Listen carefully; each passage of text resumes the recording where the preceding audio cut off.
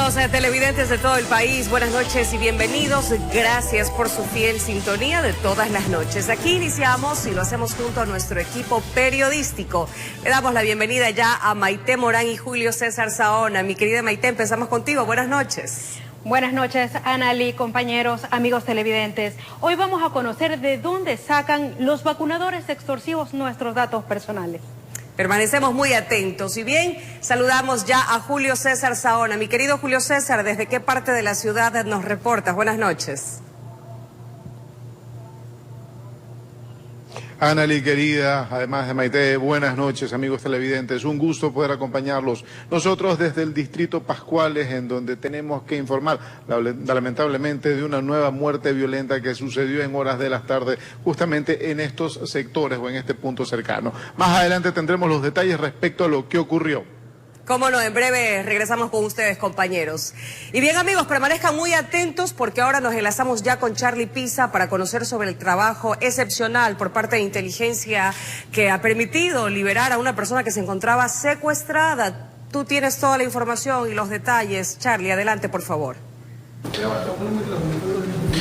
Buenas noches, Ana, amables televidentes. Así es, estamos en el cuartel Modelo, donde la Policía Nacional a esta hora de la noche está presentando un caso positivo, resultados positivos que tiene la institución del orden en cuanto a la liberación de una ciudadana que el fin de semana fue secuestrada y la han entregado en ese momento con vida, sana y salva, como ha mencionado la institución del orden. Nos encontramos aquí con el comandante de la zona 8, que nos va a dar detalles en cuanto a la liberación. Buenas noches, general.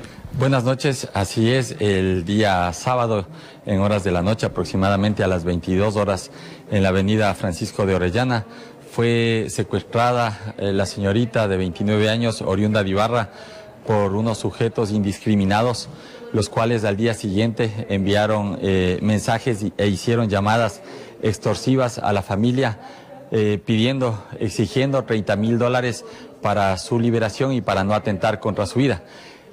Ahora, ¿y cuántas personas detenidas nos decía usted? En este momento tenemos 4 personas detenidas, un extranjero de nacionalidad dominicana y 3 ecuatorianos, los cuales no registran antecedentes. Realizamos técnicas investigativas, hicimos las coordinaciones correspondientes entre las diferentes unidades. La primera persona se la detuvo en la bahía y ese fue el hilo conductor para continuar con la investigación y proceder a la aprehensión de 3 ciudadanos más. Listo, muchas gracias al general. Vamos a ver si conversamos brevemente con la víctima. No vamos a mostrar su rostro por seguridad. 4 días estuvo usted secuestrada. ¿Por dónde andaba usted cuando la ingresaron a una vivienda, me dice? Yo estaba ese día de visita donde una amiga.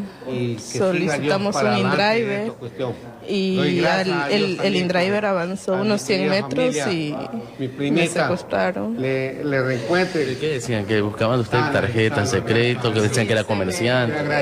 Es que la persona que organizó todo esto me conocía. No eran vacunadores, no eran extorsionadores que andan circulando por algunos sectores de Guayaquil. No, la persona que lo realizó esto me conocía perfectamente. ¿Cómo vivió esos días? ¿La tuvieron amarrada, vendada? Me tenían amarradas las manos, me vendaron los ojos. Horrible. No le daban de comer, obviamente. Sí, pero era una comida espantosa que yo comía y vomitaba todo. La amenazaban de muerte todos los días. Claro, estaban con una pistola ahí.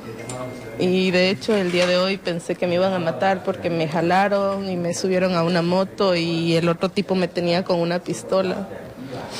Pero gracias a Dios no pasó eso, gracias a la Policía Nacional. ¿En el momento cuando llega la policía?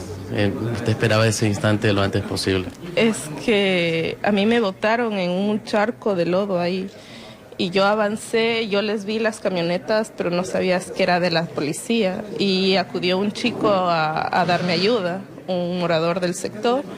Y luego ya llegó la policía, pero la policía ya tenía detenidos a los secuestradores. Listo, muchas gracias. Aquí estamos también con el familiar, unas palabras. Usted también está agradecida a la Policía Nacional que ha dado buenos resultados esta noche. Sí, efectivamente estoy muy agradecido que siga para adelante ese esfuerzo muy grande que han hecho a la policía y al departamento de la UNACE, exclusivamente. Esto es muy grandioso, tantas personas. ¿Comenzaron a llamarlos? ¿Cómo fue? ¿Pedían dinero estos señores? A mi familia, sí, a mis otros primos sí la han estado chantajeando con esa cuestión del dinero.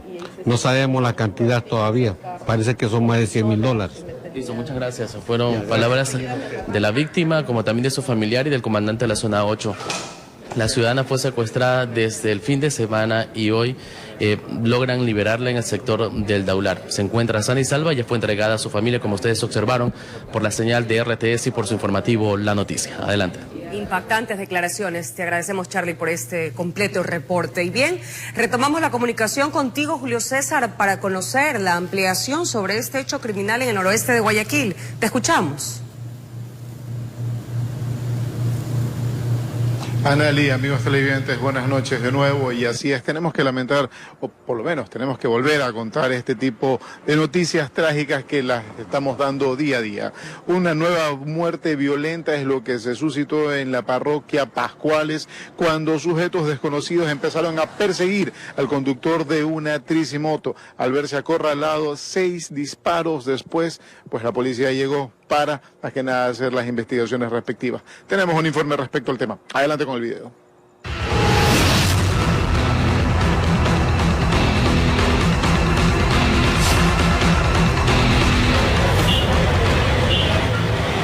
Intentó escapar de quienes lo perseguían, pero fue poco lo que pudo hacer. Nuevamente en la parroquia Pascuales de Guayaquil, un hecho violento alarmó a los habitantes del lugar. Un conductor de tricimoto, el cual divisó a sujetos sospechosos, trató de escapar de los mismos. Los individuos le dieron alcance y 6 disparos después huyeron del lugar. Moradores del sitio contaban que situaciones como esta los atemoriza cada día más. Yo estaba adentro. ¿Pero escuchó algo de pronto? Sí, las balas nomás. Una vez en esta calle, porque no ha sucedido ningún crimen aquí, recién nomás. ¿Este es el primero que ha sucedido? Sí, aquí en esta calle. La policía haciendo el respectivo procedimiento para poder tener claro el móvil de este nuevo crimen. Como ya es parte de la investigación, revisaron si el sujeto tenía antecedentes. Yace en el piso, ya sin vida, le propinan aproximadamente 6 impactos de arma de fuego. Sabemos que es un individuo dedicado a la conducción de una tricimoto, es una muerte selectiva. Sí, tiene 2 antecedentes, uno por robo y otra por tenencia ilegal de arma de fuego. De ahí que se llevaron el cuerpo del fallecido a la morgue. La tricimoto también fue observada e investigada por elementos de la policía. Querían más datos respecto a este caso. Y las unidades investigativas están haciendo ya su trabajo, están recopilando todos sus indicios para establecer el móvil y a los posibles causantes de este hecho criminal. Informó Julio César Saona. Bueno, la policía ya está haciendo los operativos respectivos, intensificando los operativos en la parroquia Pascuales debido a que algunos habitantes de la zona han denunciado que se han suscitado hechos violentos, aparte de robos y demás delitos, es lo que han más que nada expresado algunos de los habitantes que no quisieron expresarlo básicamente en frente de una cámara. Y por ello, pues ya la policía está haciendo los operativos respectivos. Bien, ese es el informe que tenemos nosotros desde acá, desde el distrito Pascuales. Tú tienes más información desde Estudios, Analí. Buenas noches. Por supuesto, Julio César, buenas noches. Vamos con más noticias. Falleció el policía que fue herido de bala tras acudir a un llamado de auxilio por un robo en el cantón Buena Fe, provincia de Los Ríos. El uniformado estaba internado en el Hospital Público de Quevedo. El cabo segundo Steven Joel Vargas Bermeo se desempeñaba como miembro del grupo de operaciones motorizadas. La tarde de este martes acudió junto a sus compañeros a un procedimiento tras recibir la alerta sobre el cometimiento de un delito. Al llegar al sector conocido como Río Gallina del cantón Buena Fe, provincia de Los Ríos, encontraron a un taxi en el que se movilizaban varios hombres. Ellos empezaron a dispararles. Ante el ataque, los uniformados hicieron uso progresivo de la fuerza. En el cruce de balas, uno de los disparos impactó en el cuello del gendarme. Inmediatamente fue trasladado al Hospital Público de Quevedo. Sin embargo, perdió la vida. Tras lo ocurrido, se ejecutó un intenso operativo que logró los primeros resultados. Se ha hecho algunos allanamientos, un número mayor a 40 hasta el momento, los mismos que dan resultados de 5 aprehendidos, entre ellos un menor de edad, el cual tendrá que ser aislado. Así también se tiene 5 armas de fuego, se tiene 12 municiones calibre 38, se tiene 6 vainas sin percutar, se tiene 4 celulares, entre otras evidencias, así como también una radio handy. El comandante de la Zona 5 llamó a las autoridades judiciales a realizar su parte para evitar que estas organizaciones delictivas sigan cometiendo hechos criminales en el Cantón Buena Fe. Un marco legal totalmente amigable para los delincuentes, una constitución demasiado garantista para los derechos prioritariamente de los criminales. Vemos que la policía más se tarda en detenerlos que ciertos fiscales ponerlos en libertad bajo el principio de legalidad en sacrificio de la justicia y la seguridad jurídica. Que por cierto se encuentra en estado de excepción. La institución lamentó la pérdida de su uniformado, el cabo segundo Steven Joel Vargas Bermeo, quien murió en el cumplimiento del juramento realizado al ingresar a la Policía Nacional, servir y proteger. La noche de este martes es velado, informó Maite Morán. Desarticulan una organización delictiva transnacional dedicada al tráfico de armas de fuego en Manta, provincia de Manabí. El operativo policial permitió desmontar un laboratorio donde fabricaban réplicas de fusiles y pistolas. La organización estaba integrada por 7 ecuatorianos, quienes se encargaban de comprar armas, piezas y accesorios en Estados Unidos, que eran enviados a Ecuador por vía aérea y marítima, ocultas en el doble fondo de maquinaria industrial y maletas de ropa. De esa forma habrían introducido fusiles y pistolas de fabricación norteamericana. Pueden ser compresores, tenemos también material de soldadura, tenemos motos acuáticas en las que ellos ocultaban este armamento. Pero ante la gran demanda de armas, consolidaron un gran emprendimiento, claro y legal. Compraron maquinaria y los equipos para montar un laboratorio y fabricar réplicas de armas largas y cortas. Ayudados con impresiones en 3D, tenían la capacidad de producir 8 fusiles por semana. Ya no podemos hablar de una fabricación artesanal, sino ya de una fabricación totalmente técnica, en donde ellos tenían que realizar estas fabricaciones prácticamente con el objetivo de obtener réplicas. Armas de grueso calibre que eran compradas por integrantes de estructuras criminales en todo el país. Al ser réplicas, un fusil ofertaban en $3,000 a $3,500. La alta demanda en el mercado era porque tenían sus ventajas para los criminales. Complica muchísimo el rastreo técnico balístico, porque no tenemos una manufacturación inicial que nos permita a nosotros identificar en dónde podemos tener un inicio técnico para realizar su rastreo. Por este caso en Estados Unidos, un ecuatoriano fue sentenciado a 22 años de prisión. En 12 allanamientos ejecutados en Manta, Portoviejo y Santa Ana, la policía decomisó 13 fusiles, 11 pistolas, 22 alimentadoras y munición de diferente calibre. Él prácticamente tenía la dinámica de obtener una relación comercial con los Estados Unidos y poder importar acá a nuestro país. Esperan que con este importante golpe los mercados de las bandas criminales queden desabastecidos. En Quito informó Iván Casamen.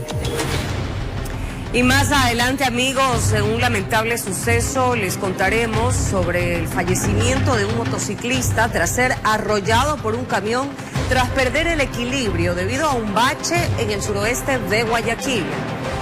Por otra parte, delincuentes se roban en una iglesia católica en el sector de Monte Sinaí, noroeste del puerto principal.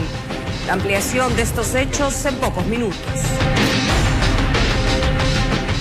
Ya en otros temas, les informamos que del 2018 al 2022, las garantías jurisdiccionales pasaron de 6.927 a 21.603, lo que refleja que existe un abuso en su aplicación, de acuerdo a Iván Saquicela, presidente de la Corte Nacional de Justicia. Recordemos que algunos de los beneficiarios fueron cabecillas de bandas delincuenciales. Literalmente en el país, como regalos de Navidad se habrían estado otorgando garantías jurisdiccionales como habeas corpus y acciones de protección.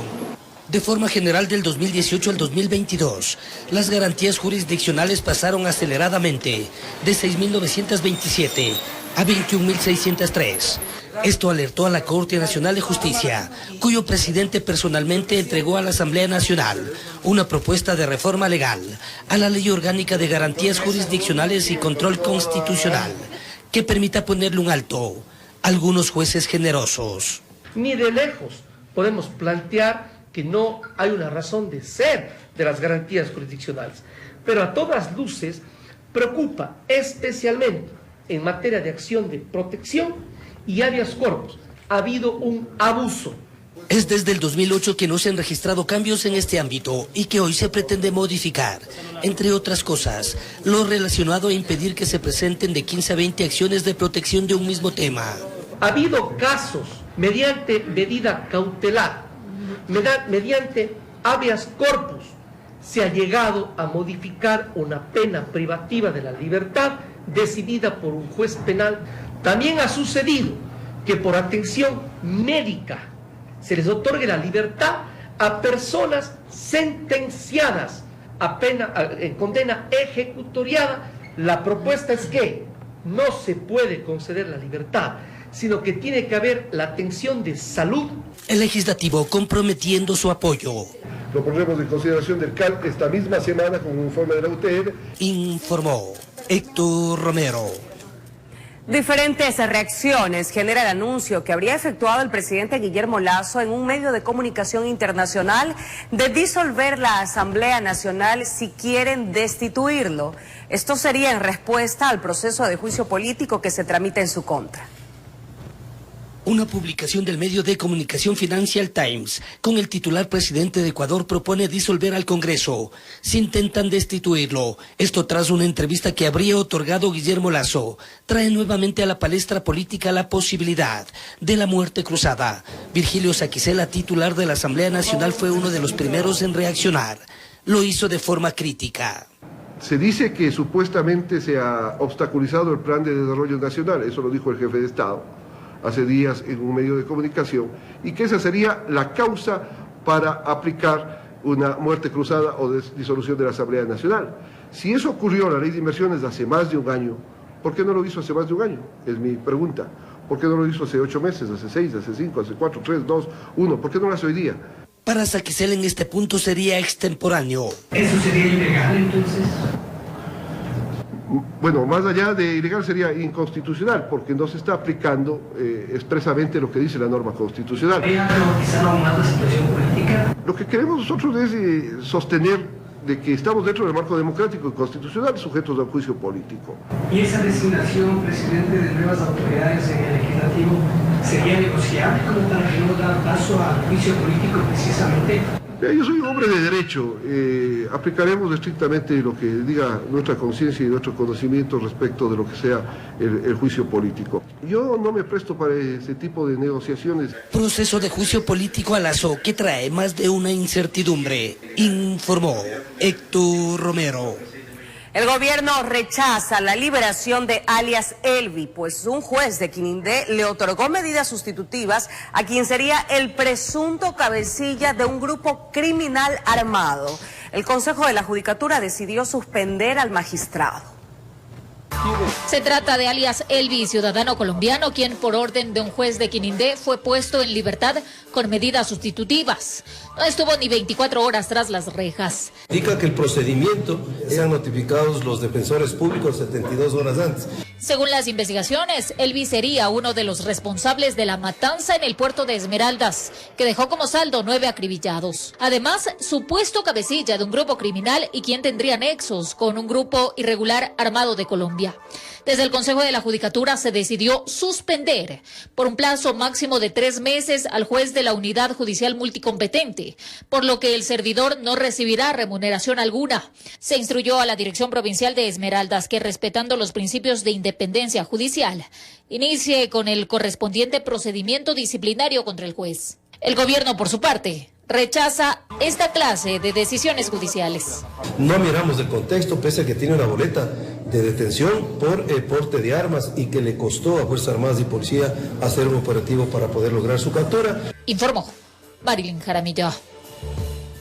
Y en menos de 12 horas, al menos 3 amenazas con uso de explosivos ocurrieron en diferentes locales comerciales ubicados en varios sectores de Guayaquil. La ampliación de estos hechos al volver de esta pausa.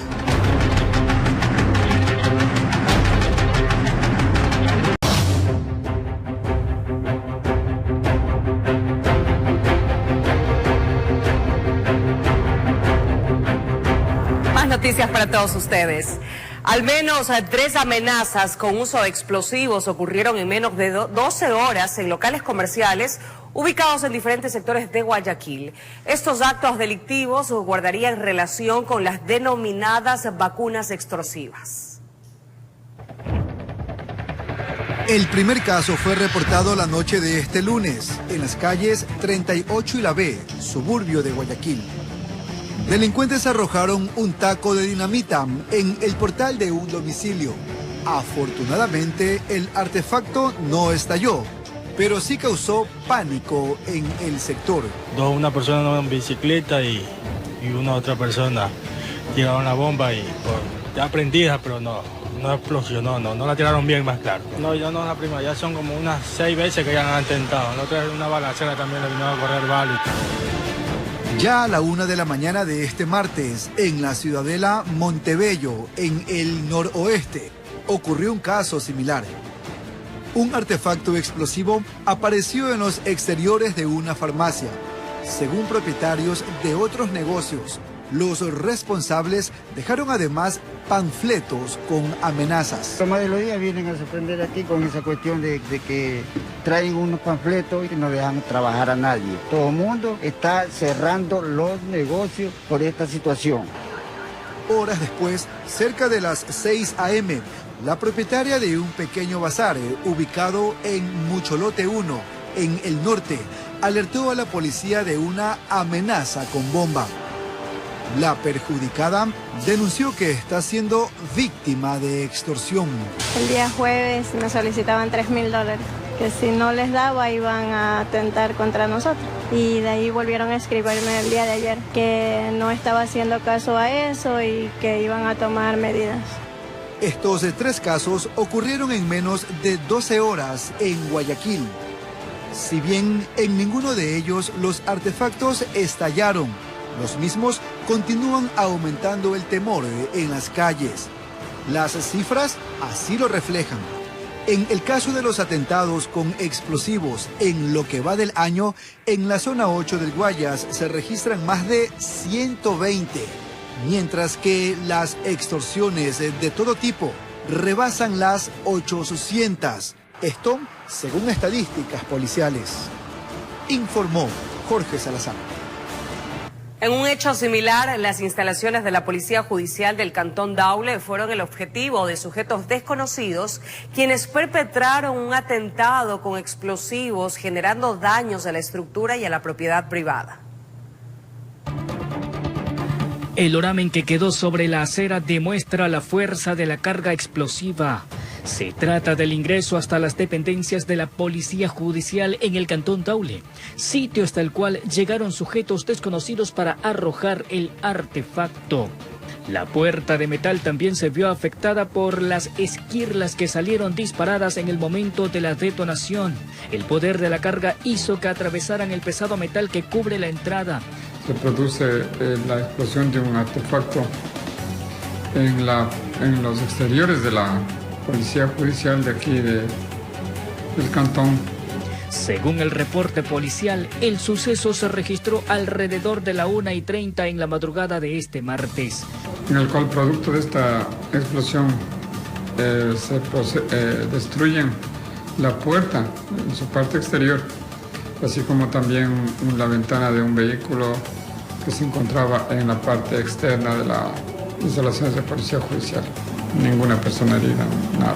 Las instalaciones de la Policía Judicial están ubicadas en el sector Patria Nueva de la capital arrocera. Moradores de la zona aseguran que el estruendo provocado les hizo perder el sueño, pero evitaron mayores declaraciones por temor a represalias. Hasta el momento se investiga qué tipo de explosivo es el que utilizaron para el cometimiento de este atentado. Informó José Morales. 22:30 y es momento de un corte comercial, pero al volver les tendremos un informe especial para contarles cómo los extorsionadores tienen fácil acceso a los datos personales de los ciudadanos. Quédense con nosotros, regresamos enseguida.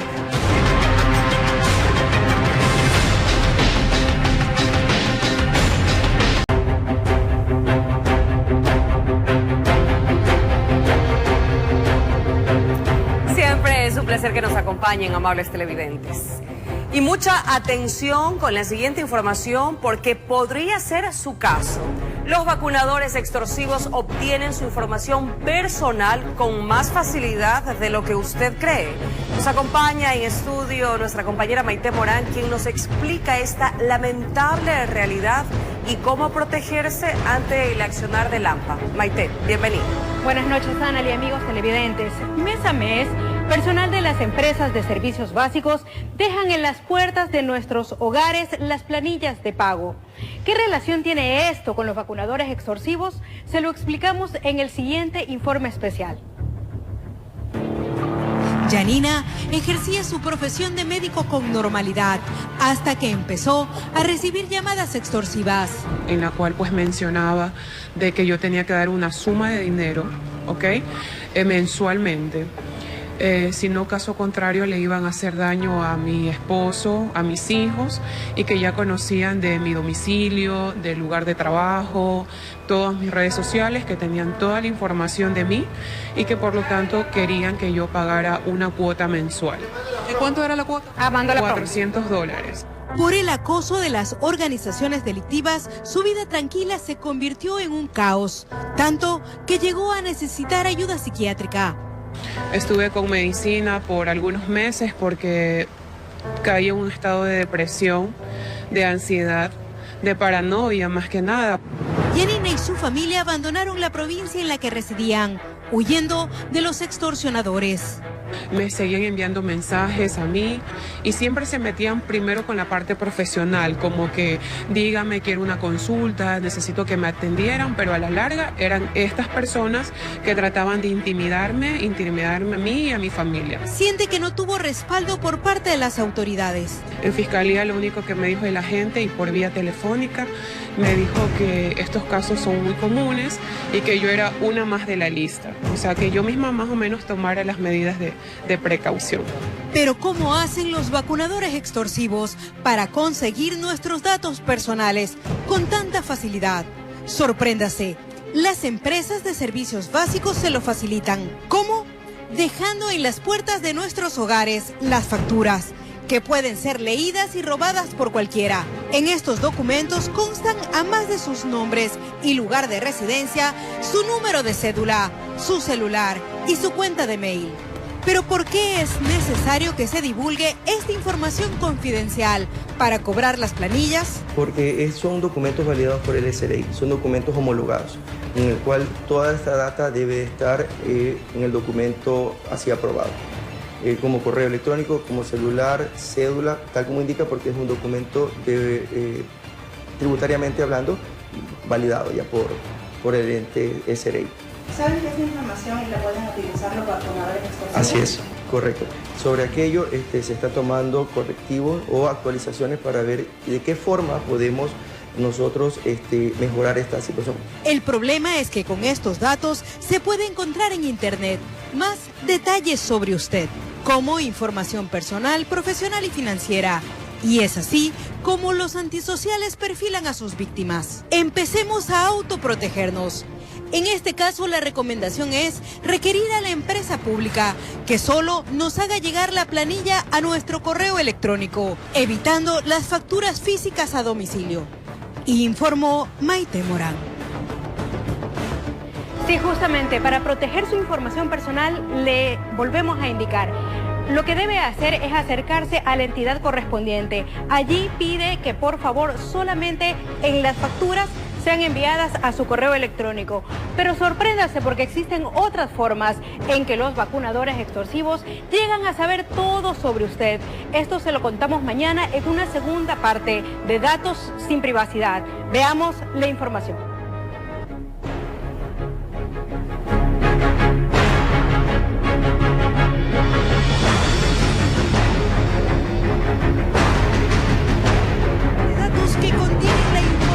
Personal de miles de ecuatorianos son vendidas en Internet sin control de las autoridades. Así perfilan los vacunadores extorsivos a sus víctimas.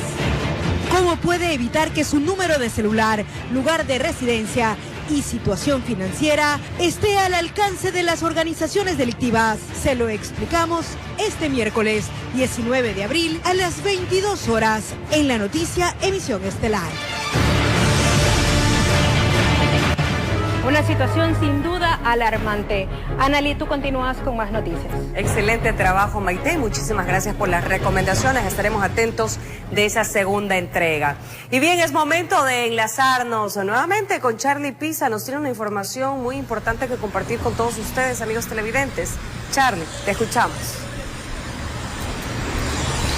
Buenas noches, Ana. Así es, ahora estamos en el suroeste de Guayaquil, en la 10ª y Venezuela, donde la tarde de hoy, lamentablemente, un ciudadano motociclista perdió la vida al ser arrollado por un camión. ¿Por qué? ¿En qué circunstancias se dio este accidente de tránsito? Veamos la siguiente nota. Faltaban pocos minutos para las 13 horas. Por la calle Venezuela circulaba un señor junto a su pareja en una moto. Y de repente algo sucedió que no lograron controlar el vehículo liviano. Y el hombre cayó con su acompañante a la calle. Él, lamentablemente, murió arrollado por el camión canasta que pasaba a pocos metros. Cayó del lado a la calle, cayó el señor. Y ahí es donde pasa el carro de la empresa y ya, lastimosamente falleció. Ya no se pudo hacer nada porque el carro le pasó por acá, más o menos por aquí fue la herida más, lo que no pude ver. Es la intersección con la calle 10ª frente al conocido Parque de Puerto Lisa, donde quedaron escombros de esta tragedia familiar. La ciudadana logró sobrevivir. Por aquí todos los moradores indican que ese bache provocó que se desestabilizaran y cayeran al asfalto. Ahí donde va esa camioneta hay un hueco y yo le tiré como unas 15 piedras que habían dejado botadas. Yo le he rellenado con piedra, mire, ve, ¿sí ve? Ahí se estrella el señor, ahí se viene y lo tira acá, ve, y lo coge. Se estabiliza en la moto. Se estabilizó en la moto, así es. Entonces, esto ya tiene botado muchos meses, jefe, mire. Como usted verá la sangre, ve, derramada aquí, de cómo le aplastaron la cabeza al pobre señor. Para quienes circulan en motocicletas por la calle Venezuela deben tener mucha precaución porque se pueden encontrar con múltiples baches de esa magnitud. 20 centímetros que en esa ocasión le provocó la muerte a un ciudadano. Ese hueco, los carros se caen en ese bache, la gente se ha caído, gente en bicicleta. Un problema que piden que solucionen lo antes posible, antes de que ocurra otra desgracia, o que coloquen un cono o una cinta indicando lo peligroso que es transitar por ese lugar, informó Charlie Pisa. Pese a lo que ha ocurrido aquí en horas de la tarde en ese sector de la ciudad, no han venido ningún tipo de autoridad o institución que se apersone sobre este caso. Quienes sí lo han hecho son los habitantes. Han colocado aquí unas rocas para evitar de que otras motocicletas se acerquen o tomen las debidas prevenciones o precauciones para que no ocurra el mismo accidente o con otras personas también sufran las consecuencias. Caballero, ustedes también han colocado unas velas y ahora unas rocas. Sí, pusimos ahí nosotros porque como, me enteré que hubo un accidente de moto que le han aplastado la cabeza a un señor y nada, pues todo esto es oscuro, entonces tremendo hueco que está ahí. ¿Desde cuándo está esto aquí? Esto ya tiene tiempo esto de que comenzaron la obra, entonces está abandonado y miren el accidente que ha habido y nosotros pusimos la velita y la piedra ahí para que no haya otro accidente posterior. Claro, muchas gracias. Esperan ustedes que el día de mañana también quienes circulen por aquí tengan precauciones hasta que venga alguna autoridad y tape todos estos baches, desde la 10ª hasta la 11. Sí, es verdad. Esto ya no es recién, ya tiene más de un mes y medio con este problema que han dejado los huecos, la gente que trabaja. Pero el problema es Interagua. ¿Por qué le digo? Porque desde que comenzó el año pasado, ese hueco ha dejado ahí como está. Listo, muchas gracias. Como escucharon, esperemos de que no hayan más accidentes en ese lugar y lleguen las debidas instituciones a reparar o tapar estos baches. Adelante, Andri. Intervención urgente es lo que se requiere, Charlie. Te agradecemos por este reporte. Nos vamos a un corte comercial, amigos, pero al volver les contaremos que ni la Iglesia Católica se salva de la delincuencia. Pues la madrugada de este lunes, sujetos desconocidos ingresaron hasta una casa de oración. Les contaremos en dónde ocurrió al volver de esta pausa.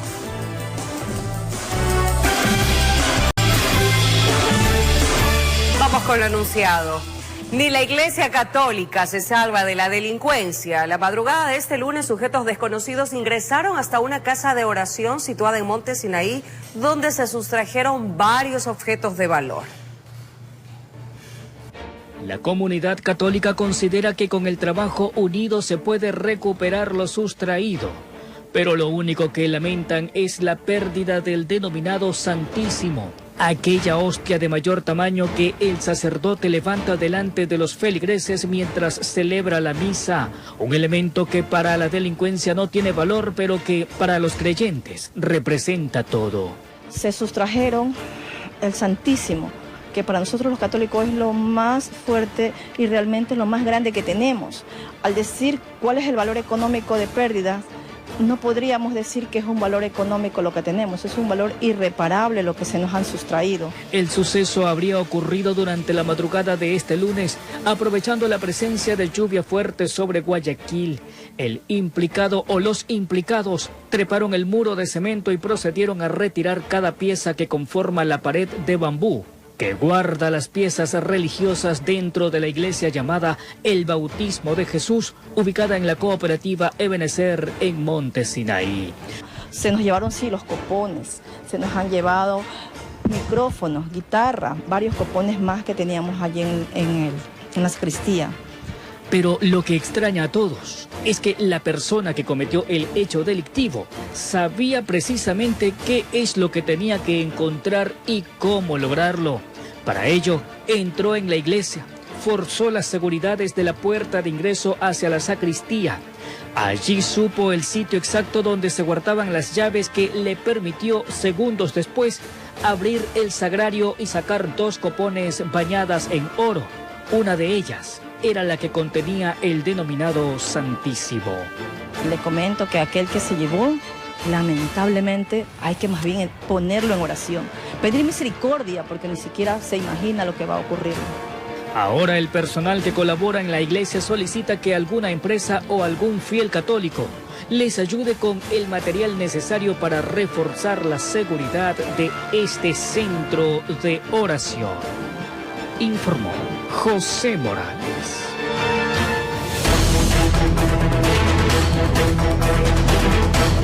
Revisemos lo que ocurre en el ámbito internacional. En China, un incendio en un hospital de Pekín dejó 21 muertos y decenas de heridos y afectados.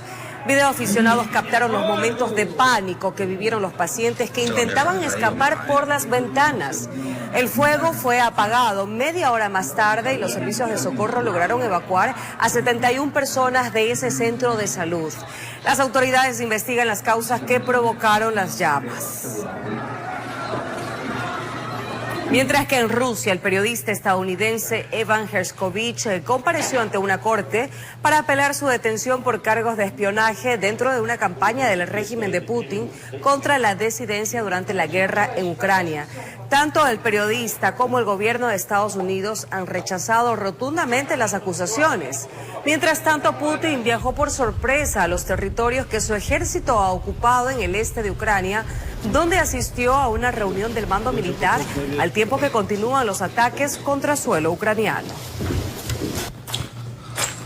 En Estados Unidos, habitantes de la región interior del estado de Alaska se vieron sorprendidos por una extraña espiral brillante de forma similar a una galaxia que apareció en el cielo nocturno. De acuerdo a testigos, la espiral azul celeste apareció repentinamente entre las auroras boreales en la región de Fairbanks.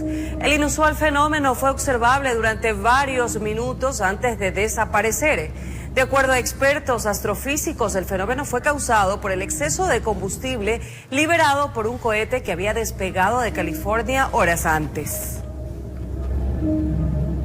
Y desde China nos llegan impactantes imágenes del momento cuando una trapecista murió luego de caer al vacío en medio de un show en la ciudad de Suzhou. La gimnasta realizaba una acrobacia a una gran altura sin medidas de seguridad junto a su pareja cuando se soltó y cayó. Pese a que fue llevada de inmediato a un hospital, falleció poco después. Científicos británicos, estadounidenses y ecuatorianos descubrieron un inmenso y antiguo arrecife de coral completamente puro en la Reserva Marina de Galápagos. La ampliación al volver de este corte.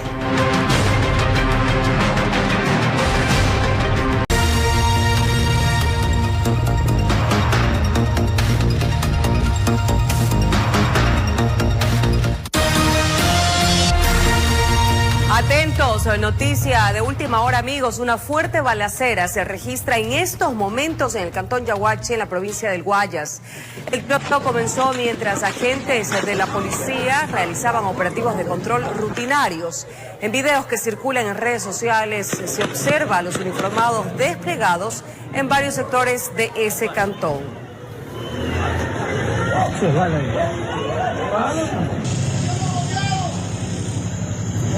Y bien, antes de finalizar, les contamos que científicos británicos, estadounidenses y ecuatorianos descubrieron un inmenso y antiguo arrecife de coral completamente puro a una profundidad de entre 400 y 600 metros en la Reserva Marina de Galápagos y está en la cima de un monte submarino no cartografiado. Se extiende por varios kilómetros entre las islas Santa Fe y San Cristóbal. Los corales de los que está construido tienen probablemente miles de años de crecimiento, según los expertos. Este hallazgo puede ayudar a entender los entornos oceánicos del pasado y así comprender mejor el cambio climático moderno. Así llegamos al fin de esta emisión informativa. Gracias, como siempre, por preferirnos. Ya le damos la bienvenida a José Alberto Molestina. José, buenas noches. Buenas noches.